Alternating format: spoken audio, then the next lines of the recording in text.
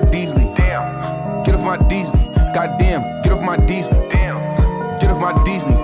Damn. Damn. Deasley. Damn. Damn. Deasley. Damn. Damn. Yo, what is good, YouTube? Welcome back to another video. I'm your host, the conservative libertarian here, and we got another video. Yes, we're going to be talking about Letitia James and James Comey, and we're going to get into the CNN panel. They're going to be talking about why it's okay for, I guess, Trump to use the DOJ to go after his political opponents. Like I said, if they have nothing to worry about, then they should just take it to court and see what happens. If they are not committing crimes, then they have nothing to fear. They have nothing to fear. Because like I said, Democrats for the last 5 years, 4 or 5 years, told us that no one is above the law. Then yeah, it just has to happen. So it is what it is. But we're gonna go and get to this panel and see what Bakari Seller and the rest of the panelists have to say on this topic. Let's get into it. New York, let's get right to what America's talking about. Justice may not be blind after all, especially when the president's enemies are in the line of sight. The feds are said to be nearing a decision on charges against James Comey, accusing him of lying to Congress on the handling of the Russia investigation. The former FBI director has long said that he testified truthfully. The testimony happened back in 2020. And since the law requires any charge within 5 years, the DOJ now only has literally a few days before that deadline expires. But here's the important fine print in all of this. This is coming after Donald Trump publicly demanded that his Attorney General charge Comey and other political rivals. Now, it's important to note, this is the same district in which Trump said that he fired a prosecutor for failing to find enough evidence against Letitia James, the Attorney General in New York. Now, it's being run by one of Trump's former lawyers who has never prosecuted a case. And Dan Abrams, a case like this against Jim Comey, 5 years old, over an allegation of perjury, I would have to think that they would have to actually be able to prove that he did in fact lie, right? Well, I don't know. I mean, look, there's no question that this is political and this is under pressure, but the more important question is there a crime, right? Regardless of the motives, et cetera. I've looked into all the statements that Comey made in front of Congress, and it's hard to figure out exactly which one they're going to be talking about where he supposedly didn't tell the truth. Because if it's specifically with regard to the Russia investigation, it's probably going to be something he said he doesn't recall and doesn't remember, and that doesn't ring a bell. Those sorts of answers. As a legal matter, that's tough to win a prosecution in a perjury case when the answer was, I don't recall or I don't remember. Now, there are other statements that were made. Maybe that becomes the subject of it, but none of them, it seems, it's the level of a crime. And remember, this isn't new, right? It's not just that this has been investigated. It's that the Inspector General actually came out with a full report looking at what Comey said, what was his fault, what was McCabe's fault, et cetera. And some of that IG report is what's regularly cited by many on the right for the wrongdoing and the mistakes made by the FBI. But it's not only can you prove it's a crime, because one of the things that the DOJ has to, it's in their memorandum, it's in their rules and regulations, you have to be able to not only sustain this charge and find them guilty in front of a jury, but this actually asks a more basic question as a lawyer is there even probable cause? I mean, you have individuals right now who are lawyers, who are trial lawyers, who are prosecutors, who have been there for decades, who've written a memo to this individual, to this new U.S. attorney, stating that they don't even believe it's probable cause to arrest him or to bring charges. So to jump from probable cause to the ability to actually prove him guilty in front of a jury is a long jump. I mean, the fact is, there is no daylight between Donald Trump and the Department of Justice. Absolutely none. And that is a very, very dangerous precedent to set. They only have a couple more days to figure out whether or not they actually can give it to a grand jury and see if they can indict him on that charge of they say perjury. Like I said, if he didn't do it, then there shouldn't be tripping about it. But like I said, they're gonna sit here and say that this is an overreach, that he's using the DOJ and weaponizing it and when, like I said, we've literally seen it on the other side plenty of times too. Publicly said that he fired the U.S. attorney in that office for not prosecuting his political opponents. He also then said that he thinks that they should be going after Comey, Adam Shifty Schiff, and Letitia faster because, in his view, time is of the essence. Trump is giving away the game here, but he might also be making prosecutors' lives more difficult. Well, I think we go back. I think Bakari, you probably said this, that Comey originally politicized the DOJ and FBI back in 2016. So Democrats who have outrage now, we just need to calm down because you guys, like, They were outraged then, but you can't, just to be fair, they were outraged then when he did that press conference when you about think Hillary he's Clinton. honest or not. Let me ask a question about politicization, right? The claim is that Comey was out to get Trump, right, and he was politicized against Trump. If that were the case, how do you explain him opening up the Hillary Clinton investigation? That was There are two parts to this question. Two parts. And he couldn't go to his country club. Let me finish the two parts. Number one part is 11 days before the election, right? He reopens Hillary Clinton. Number two, and maybe the most important point, the actual investigation, the Russia investigation into Donald Trump doesn't get leaked. James Comey didn't leak it. No one at the FBI leaks it. If they're out to get Trump, have someone leak a little something about this Russia investigation. Donald Trump literally has had a mugshot because of the witch hunt against him. But again, don't the respond FBI to my point. I am. Yeah. James Comey, and one of the things I think people very clearly, if you watch him in his own words, he's very proud of the politicalization of what he did to attack Donald Trump. A great example was him grandstanding when he was sitting there on a forum talking about, I sent a couple FBI agents into the White House because I could, and the Trump administration didn't know what protocol was, so I took advantage of their ignorance or trust to go after General Flynn, to try to go after Donald Trump and get something on Donald Trump. And they were like, everyone was shocked he did it. But is he grandstanding when he reopens the Hillary Clinton investigation? Everybody else. No, but that's a long preamble to make the point. What does General Flynn have to do with Donald Trump? At the end of the day, if he didn't commit a crime, then he has nothing to worry about. As a whole, everyone's doing their own witch hunt. So I don't want to see this whole, like, it seems a little bit outrageous to, like, make a whole, like, thing about this, that he's going after his political opponents when we've obviously seen it on the other side too as well. I heard that there's probably an indictment coming, and we're going to go ahead and get into some of these clips of Mr. Jake Tapper, I guess, covering the James Comey thing, and then we'll watch a little clip of Letitia James explaining what her indictment situation could be looking like. May be indicted soon. Sources tell CNN that President Trump's Justice Department is close to deciding on whether to charge Comey with lying to Congress. The testimony in question happened on September 30th, 2020, when Comey appeared before Congress to answer questions about his handling of the investigation into Russia's meddling in the 2016 election. You see him there. This was during COVID, of course, so he's doing it from home or from work. Under the law, prosecutors only have 5 years to the day to bring such a charge.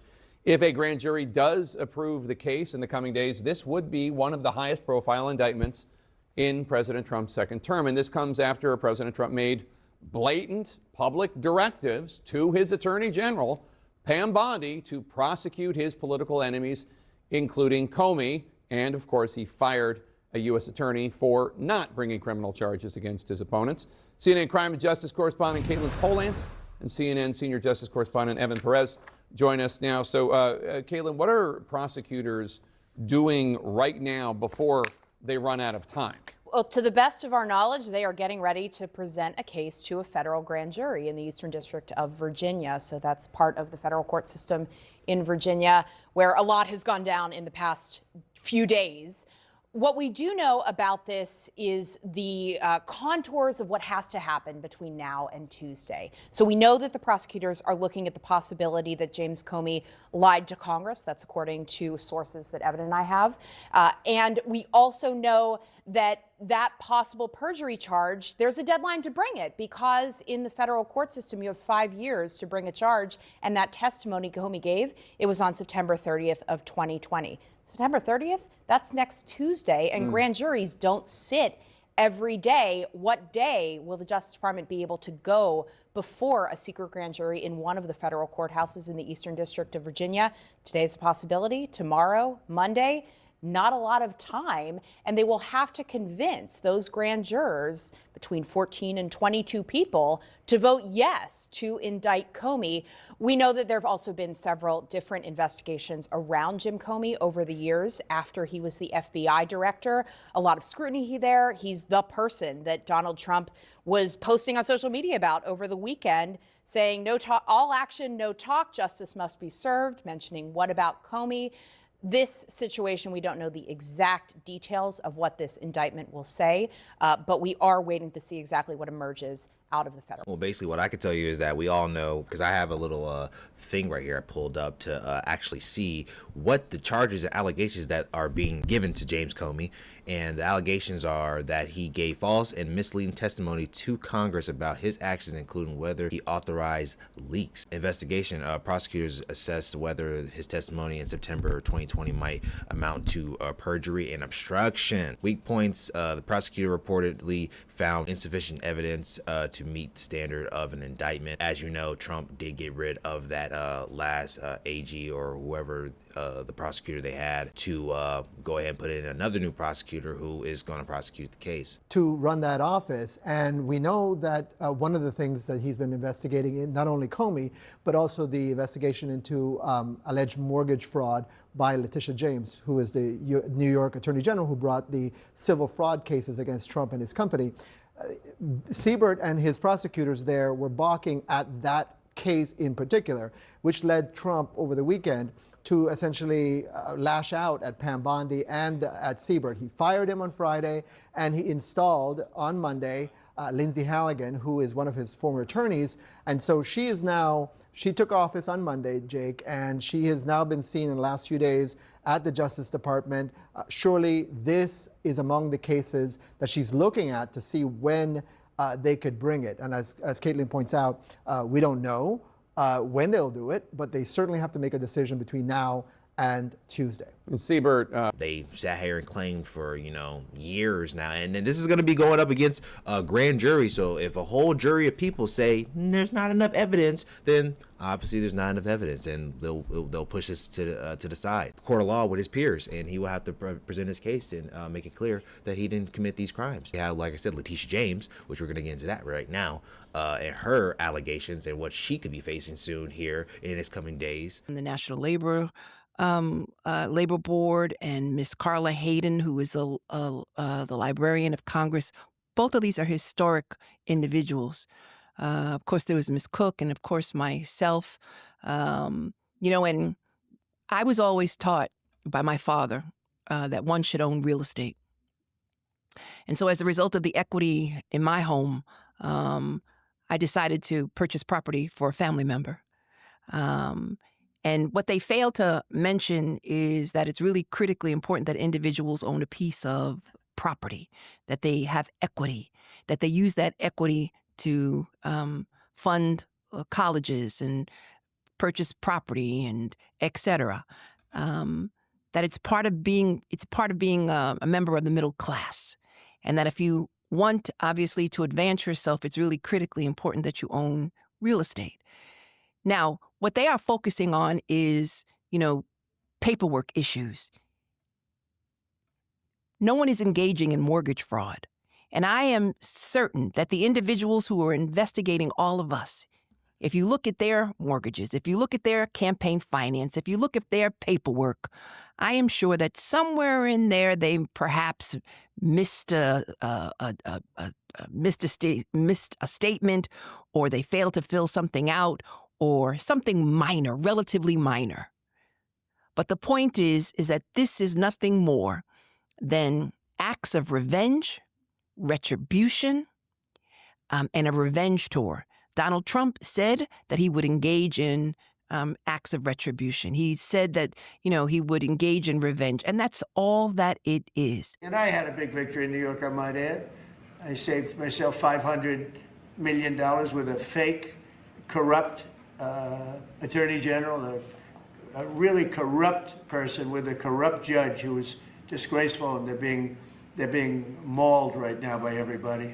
It's so corrupt, and it kept business out of New York, stuff like that. But the appellate division vacated all of that stuff that you read about, and we're going to do a big number on that whole thing. And he is simply going after me and Adam Schiff for doing our job, for using the law both as a sword and as a shield. And it would be based upon what the judge said in the particular case, that it would be remiss if I failed to investigate all of the reports that came out of that congressional hearing, all of the findings that came out of that congressional hearing, all the allegations, I should say, that came out of that congressional hearing based upon the testimony of Michael Cohen. And we had to substantiate it all, which is why it took 2 years. An investigation of all of the facts, of all that he said and others during that congressional hearing. And as a result of that testimony and the testimony of others, we proved in a court of law that, in fact, he had engaged in illegality. And that's why the case was brought, not politics. Whether or not you, like I said, you committed these frauds and these allegations, it's not really fair if everyone else has to get their mortgages the right way and you're out here, doing it the wrong way just so you can get more, properties underneath your name. It's a whole bunch of bullshit. You shouldn't be able to do this. There's a whole lot of loop arounds in the loan system anyway. That whole system needs to be fixed and thrown away. As you can see, the allegation is that she misrepresented herself to Virginia, her primary residence, to obtain favorability mortgage terms. Allegations that she misstated the number of units in a property that qualifies for more or better loan terms. Investigation so far over 5 months with interviews and more than a dozen witnesses. Weak points. Prosecutors say that they have not found clear evidence that she knowingly made false statements to the lenders. Prosecutor that was prosecuting the case, and you got a whole new girl to go after Letitia James and James Comey. So like I said, we're gonna see what happens, but it's only a matter of time before these people get the indictment. And yeah, so hope you guys did enjoy the video. Make sure to leave a thumbs up, comment down below, subscribe to the video, subscribe to the channel if you guys are new. And yeah, I'll catch you on the next one, man. Peace.